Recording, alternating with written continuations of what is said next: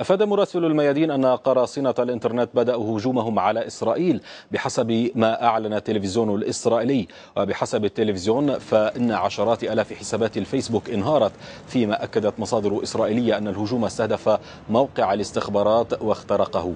وكانت مجموعة تدعى أوب إسرائيل قد هددت بأنها ستشن هجومها على إسرائيل بهدف شطبها عن الشبكة، موضحة أنها قررت جعل 7 نيسان أبريل يوما عالميا للمقاومات الإلكترونية.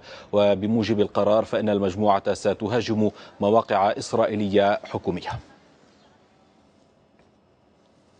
ومن فلسطين ينضم إلينا مدير مكتب الميادين ناصر اللحام. مرحبا ناصر، ما هي آخر المعلومات حول هذه الهجمة الإلكترونية على إسرائيل، وإلى أي مدى يمكن أن تؤثر على إسرائيل؟